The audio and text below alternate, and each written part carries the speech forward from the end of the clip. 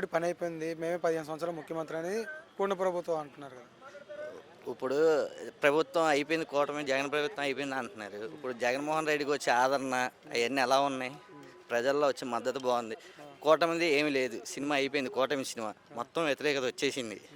ఇంకా నెక్స్ట్ జగన్మోహన్ రెడ్డి. కానీ మేము 15 సంవత్సరాలు కలిసి ఉంటాం, 15 మా ఓట్లు జనసేన ఓట్లు, టీడీపీ ఓట్లు, అటు బీజేపీ ఓట్లు అన్నీ కలిసి అయినా సరే జగన్మోహన్ రెడ్డిని ఓడిస్తామని కదా అలాంటి. కూటమిలోనే కుట్రలు జరుగుతున్నాయి, ఇంకా జగన్నే ఓడిస్తారు, వాళ్ళే ఓడిపోతారు కుట్రలు చేసుకొని. ఇది ఇప్పుడు ఎప్పుడు డెవలప్మెంట్ జరిగింది? జగన్మోహన్ రెడ్డి గారు ఉన్నప్పుడు డెవలప్మెంట్ జరిగిందా? అదే చంద్రబాబు నాయుడు గారు ఉన్నప్పుడు డెవలప్మెంట్ జరుగుతుందా?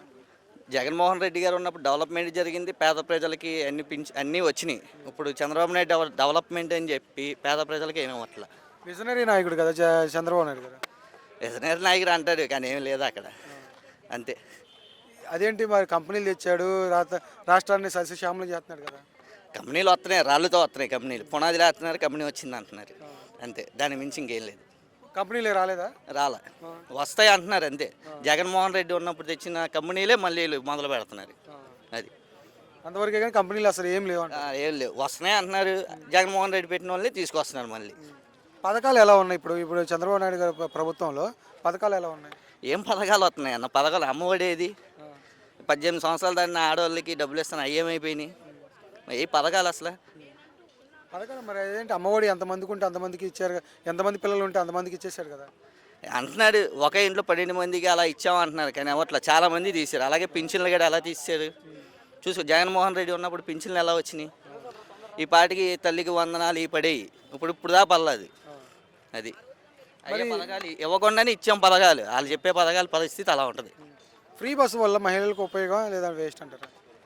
ఈ మహిళలకు ఉపయోగం ఉందో లేదా కానీ ఆటో డ్రైవర్లు మాత్రం కష్టపడుతున్నారు, దానివల్ల ఆటో డ్రైవర్లు ఇబ్బంది పడుతున్నారు.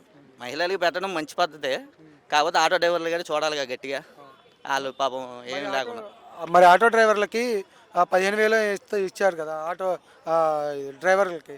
15,000 సంవత్సరానికి సరిపోతాయన్న మనిషికి. ఆ కుటుంబాన్ని 15,000తో నడిపించేస్తారా? వాళ్ళు రోజుకి 2,000 3,000 తోలుకుంటే రన్ చేస్తారు కానీ మొత్తం ఎవరు ఎక్కకుండా ఉంటే ఆటో డ్రైవర్లు ఏమైపోతారు, అది. ఫ్రీ గ్యాస్ ఎలా ఉంది?